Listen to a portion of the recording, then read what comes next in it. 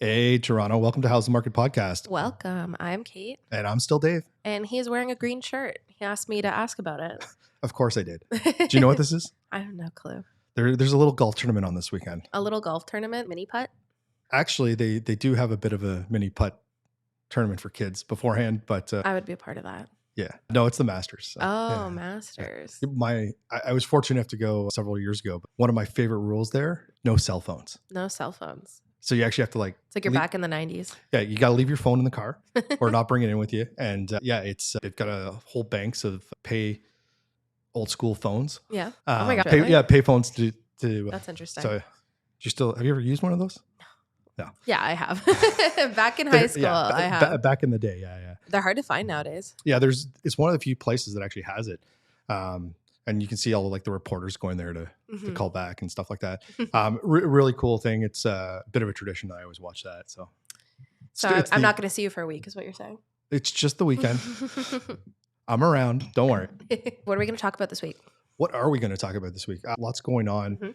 Announcement from the federal government about the Tenant's Bill of Rights. Yes. They're trying to introduce. So we're going to jump into that. This morning, we just had the Bank of Canada announce they're holding rates.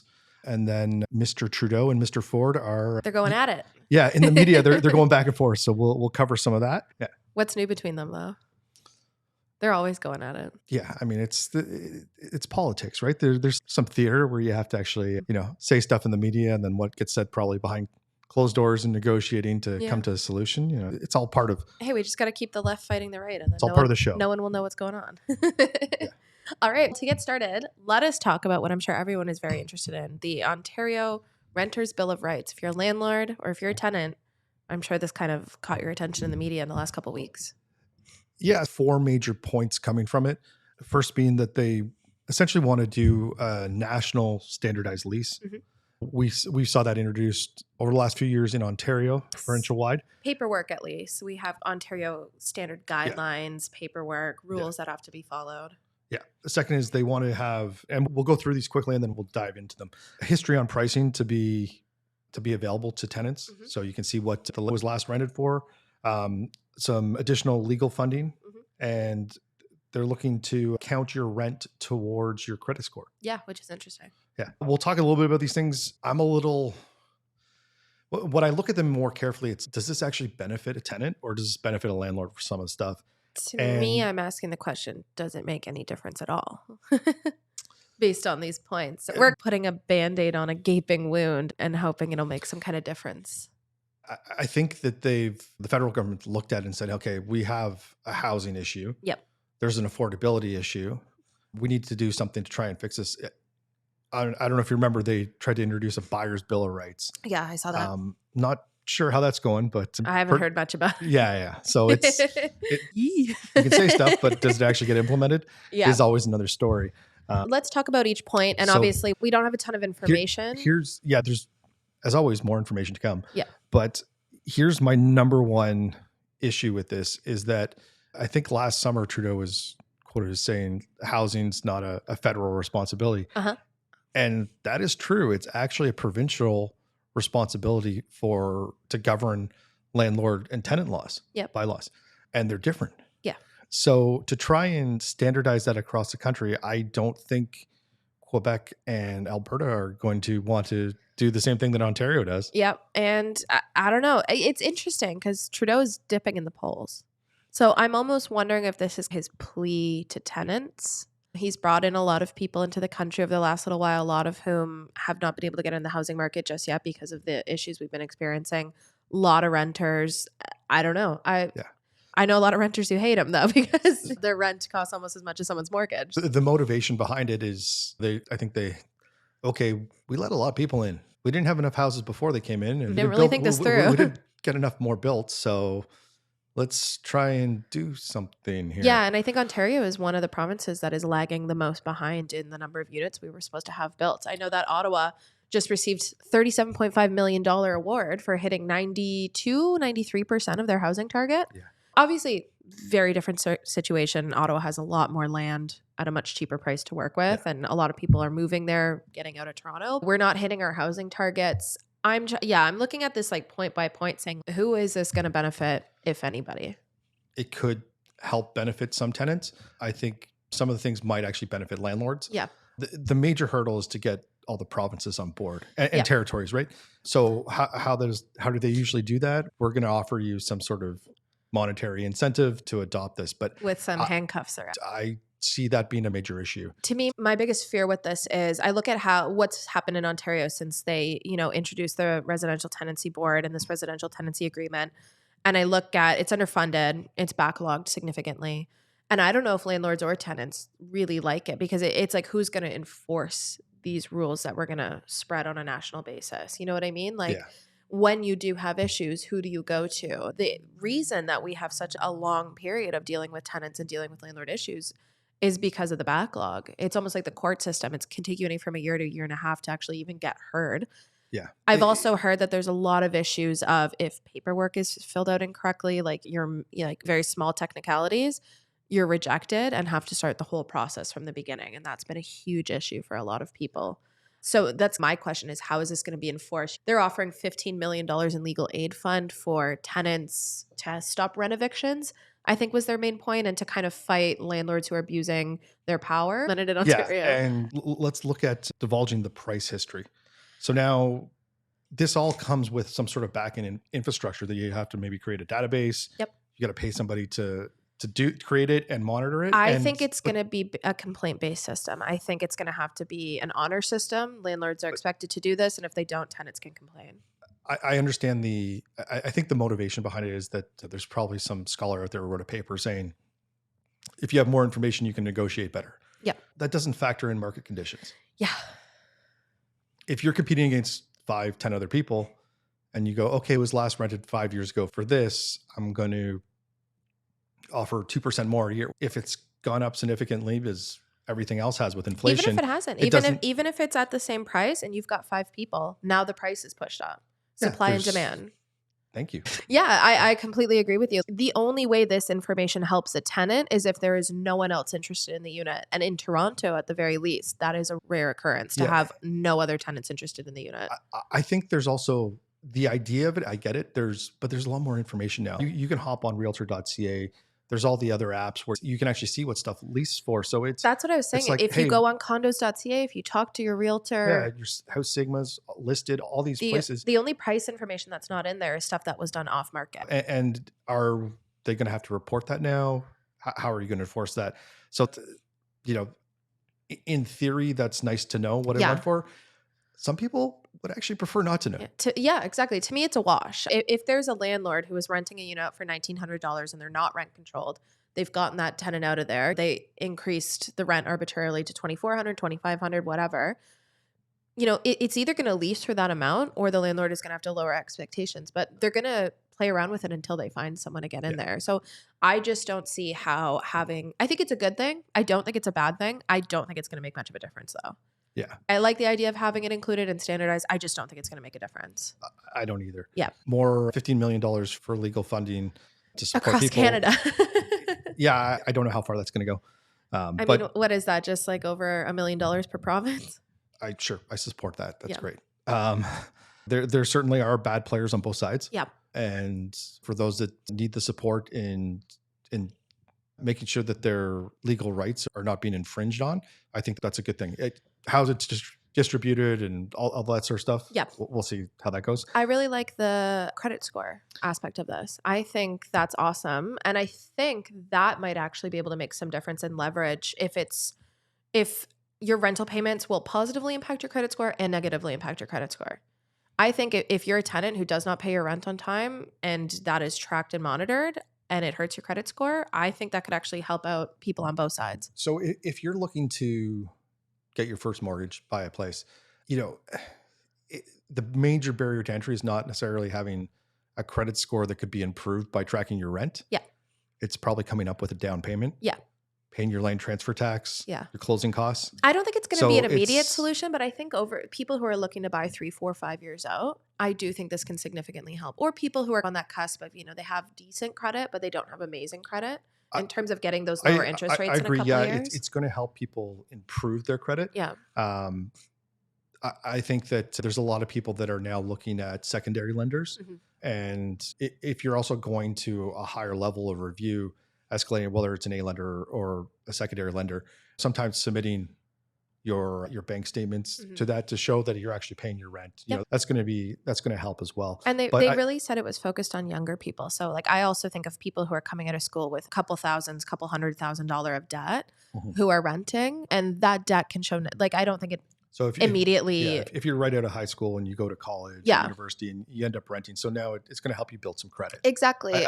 And make your credit score look better even though you have a heaping amount of debt. If you pay your payments on time, you find a way to get your lease paid on time. Yeah. I think that's an awesome idea. So again, how is this going to happen? Are you going to have financial institutions report this?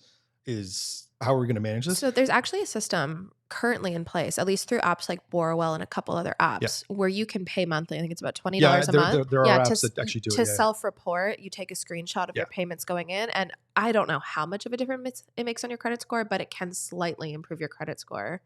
I don't know how much of a difference it makes. If we look at the federal government, the technology is there, but how you build apps and who you pay to build the apps has been an interesting over the last few years. Yeah, it's gonna be interesting to see like how this is reported, because I don't know how they could track it unless it's volunteered. I think what it could actually do is benefit the landlords, because now you actually have some implication that's happening monthly. Yep. If I'm a tenant not paying my rent, it's now my credit score is starting to see the impact of it. Yeah. Well, and will it be on the full credit report? Is there going to be, like how there is for a credit card, detailed information of monthly payments and if they were made on time or not? Yeah. Because that would be very helpful as a landlord, rather than just having a landlord letter or a phone call with a previous landlord, which could be faked, could be legit. It's hard to verify. If it's on their actual credit report and shows that they actually have made their rent payments, I think that can make leasing in Ontario a lot easier and assuage a lot of landlords' fears. Overall, if this is trying to create some sort of forum and checks and balances where we can actually try to identify the bad players. Yeah. We're already seeing there's apps out there like Open Door, there's Facebook groups. Yeah. And it's going to gain a lot of traction. You got to take it with a grain of salt, right? I'm mad at my landlord because they didn't do this, or I'm mad at these tenants because they did. It's basically websites to rat on each other. Yeah. And complain. Yeah. So we'll see. Number one, I'll see if they can get this off the ground and actually implement it. I think they have a massive hurdle to get all the provinces and territories on board. Yeah. And I think with those kind of websites, the idea is, maybe you have one or two bad reviews here and there, but I think it's to really find those people who are notorious. That is their job, is defrauding landlords, and they've gone their whole life never paying rent, and they've got multiple complaints against them, and they move in for 2 months and then immediately stop paying rent. I think it's to like weed out those people specifically. And also the landlords who are just breaking the law, kicking people out, entering people's homes illegally, breaking all kinds of rules. Yeah. Interesting that this came out after the RCMP put out a report saying that over the next decade, 2 decades, we could see some civil unrest just with the housing situation. That's basically the housing situation is going to be a catalyst because of unaffordability. Mm-hmm.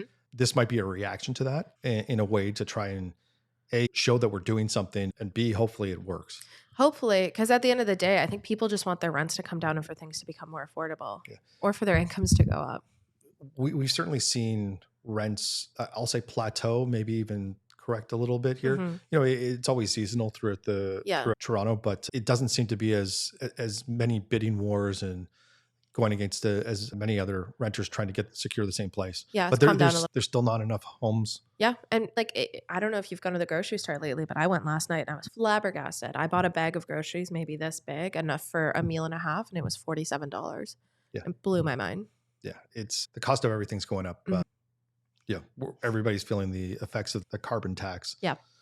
So this morning, yes, we recorded this on Wednesday morning. It is Wednesday, right? It is Wednesday. Okay, no, it's Friday, actually. Oh, it's Friday. It's technically Friday. Yeah, I'm not coming in tomorrow. So on Wednesday morning, the Bank of Canada announced that they're holding rates at 5% for the 6th time in a row now. Yes. It was widely predicted that they would as well. Yeah. Widely predicted that you didn't even hear a whole lot about it this time. Yeah, it was pretty quiet, but I want to say this is why I don't do predictions anymore. My predictions at the beginning of this year have been blown out of the water. I said I thought we would get a price decrease by around the end of the first quarter. Yeah. Midway through the second quarter, and I don't think that's going to happen any longer. I can't remember what I said. I think it was closer to the summer, maybe. I think you said the end of the year. You were pushing fall. Okay. That we might see a price decrease. So what's going on there is it looks like maybe this might be the last time holding before they explore decreasing. I But think there's going to be one more. I think they're being so well, cautious. the next one's not for 2 months, so we've got more time to see how everything plays out. The Canadian economy certainly feels like it's feeling the effects if we're in a recession or sliding towards one. Yep. The major issue, I think, is that the federal government in the States, they've announced that they don't think rate decreases are coming anytime soon. Yeah. They're still going to happen this year, but it's probably going to be towards the end of the year is basically what they're saying. I'm also hoping that the Bank of Canada is motivated by the fact that such a significant amount of mortgages are coming up for renewal at the end of this year. Maybe that will motivate them to lessen that impact. They're very cognizant of what the Fed does, what the states do, just because they want to maintain the relation of the Canadian dollar to the US dollar. Yeah.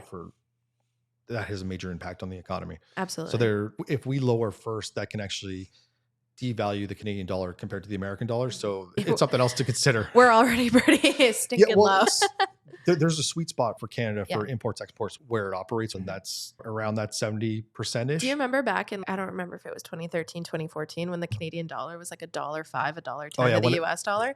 Everyone, I should have bought money. I should have bought US dollars. This isn't financial advice, but if they're ever on par, buy USDs. Yeah, absolutely. If you go back in time, there was a point when the Canadian dollar was 63, 64, 65 cents. Yeah. And that has a major impact. And everything, you're talking about prices of groceries, everything else will feel inflation go up on that. Yes, especially imported products. Yeah. So there's a lot that goes into the decision. It's not just, hey, let's flip a coin and see what happens here. So interesting to see what happens, but I think that they're going to feel a lot more pressure, especially with 2 months going into summer, to look at seriously considering a interest rate decrease. Yeah. And remember, we don't really feel the effects of the Bank of Canada until almost 8 months to a year after they make whichever move they decide to make. So, that it doesn't mean just as soon as they drop interest rates, everything's going to spur back to normal. It's still going to be a year, 2 year, 3 year long process. Yeah. And, if prices go down 25 basis points, that doesn't mean that we're back to 2022 chaos in real estate. It's going to take some time, and it does help consumer confidence. So we do see that, and we've already started to see buyers adjust to it, and sellers. There's still some. I think some people are just sick of waiting. They're like, I need to make this move. I don't have a choice. And they're sucking it up. They don't really want to. They're like, this is what I can afford at this moment. I'm just going to do it. I think we're starting to see those people come back into the market. Yeah. Whereas I think that a lot of the fear has left. There's still a bit of greed. There's the hope of better days. Yeah. There's light at the end of the tunnel sort of stuff. And it's, okay, I'm willing to weather the rest of this storm, and hopefully I can secure a property. And then when I come to renew, it's going to be more favorable. Yeah. And the Bank of Canada is also going to be updating their neutral rate, but the most recent neutral rate that they've had is 2 to 3%. So basically what that is, it's an estimate of if inflation was at exact target rates of what we wanted, and if the economy was growing at its full potential, what would interest rates be today? And they estimate that it's around 2 to 3%. So there is hope on the horizon as the economy, hopefully we're not going into a recession, or it feels like we've been in a mini recession for the last couple of years. I feel the Bank of Canada, they've been walking a tightrope to decrease inflation, but not put us in a recession, hopefully have a soft landing. How that analysis happens, what numbers they're using to officially judge a recession or not, you have to look into that. But I think for me, it's the best test is you go out, you look around, and are there more people going out to restaurants or less people? Yep. Are people cutting back on spending? Are people are they carrying more credit card debt? Are they having to downsize, sell their properties? Those are the sort of things that. Are people losing their jobs? Yeah. Things like exactly. that. Yeah. Exactly. So. Yeah. And let's talk about Trudeau and Ford. They're at it again. What round is this? I've lost count. This is their job. Yeah. Right? So they're both trying to do the best they can on the national level versus the provincial level, right? Yeah. So what's going on? What's the beef? Basically, Trudeau wants fourplexes and Dougie does not. Trudeau has offered $6 billion to all the provinces, and it has come with a ton of conditions. Again, we're going to find more information on those conditions, but one of them being that they want to make fourplexes as a right, meaning that you don't need to go and get permitting to create a fourplex or to operate a fourplex as it currently is. I don't really know what this is like outside of Toronto. I know in Toronto, we have a lot of illegal duplexes, triplexes, fourplexes that have been sliding under the radar for the last 8-10 years. And the city operates as if it's already as a right because we have such a housing crisis. Yeah. I know recently Ontario is either already in the process or has already implemented fourplexes being more allowed, but not necessarily just as a right, which is what Trudeau is looking for. So when you look at this on sort of major cities, metropolitans in Toronto and Vancouver, you only have so much space. Mm-hmm. We'll go back to after World War II. We need more housing. Yep. We're going to build more housing. So it was easier to go and get more land and build more places. And even in the 70s, I think they've got something in Vancouver called the Vancouver style home. I saw an article saying that pre-war housing could be built in 36 hours compared to 2 to 3 years, like as opposed to our housing currently today. Probably a lot less red tape. Yeah, a lot less red tape, a lot less building code, but also just like the material, the way it was slapped up. You weren't buying a beautiful home. You were buying a piece of property that you could live in for right now and survive. Yeah. So a lot more basic. Yeah. You're not trying to install central vacs and all these. Different level of standard. But I was like 36 hours compared to 2 to 3 years. Oh, yeah. Wow. That was impressive. Yeah. So the pushback from Ford is probably based around the GTA, right? Like where we don't have enough space. Hey, we've got a housing issue. We need to create more housing. How are we going to do that? We're going to increase density, right? There's also some landlords who are going against the grain and kind of against the rules, creating rooming houses where they're not allowed, cramming more people than are allowed into a certain amount of space, neighbors complaining. I think he's worried about ruining communities and neighbors, probably nice neighborhoods, being really irritated at this. Yeah, listen, for a lot of people, housing is their largest investment, right? And so you've got so much equity built into it right now. Is how do you maintain that value? If all of a sudden you go from detached homes, how do you maintain that value? If you go all of a sudden from detached single family homes to every home becomes a fourplex, becomes just generally less desirable. Yeah.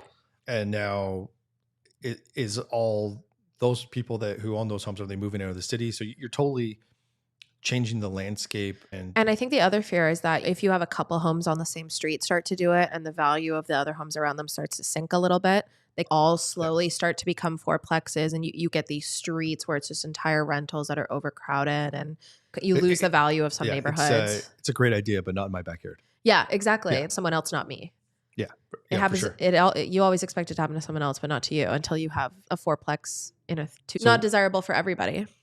We'll see how this plays out, but it is interesting because anecdotally we dealt with something similar to this, but it was outside of the city where we had a buyer who was interested in purchasing a property that had a basement tenant. I think it was a bungalow that had a basement tenant. And we were going through the process doing our due diligence. And the day after we showed it, we're contemplating putting an offer on the property. The seller was like, hey, I'm taking it off the market. I've gotten a complaint from a couple of neighbors who didn't realize we were renting the basement. And the municipality immediately shut it down. Yeah. So outside of the city, very different rules. And they're trying to standardize this across Ontario, just fourplexes everywhere. Similar to the Renters' Bill of Rights, you're now trying to apply something on a national level that is actually done on a provincial or municipality level. Yeah. So hard to override that and take that away. Yeah. We'll see what happens. And I think Ford's kind of opinion was like, hey, I trust the people we've put in power. I trust the mayors. I trust the governing bodies. I think it should be up to the municipalities to do what's right for their situation. I see it both ways, though. That's why we're having so much red tape. That's part of the reason we're having such a housing crisis, is because people don't want to open this up.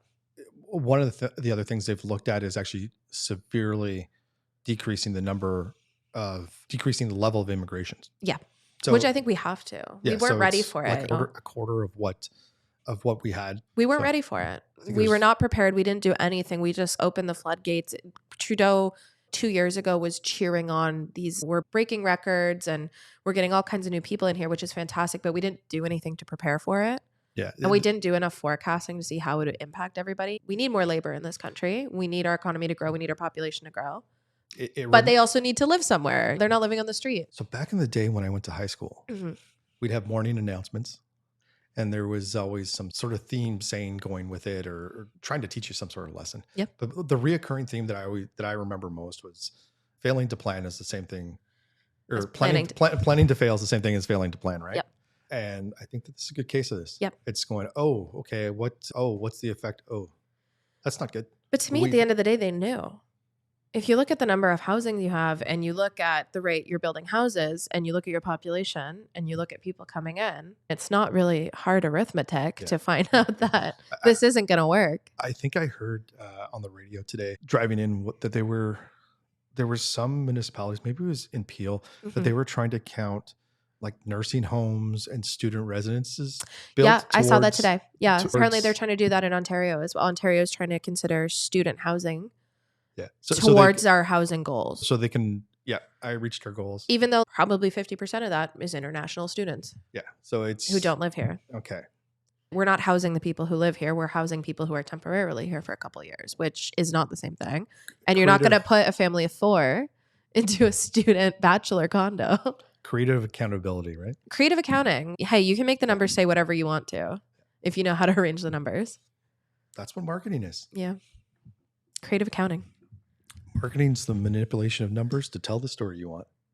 What story do you want to tell? I want more housing. Also, look at what we just got our hands on. Yeah, check your mail. We might have sent one to you.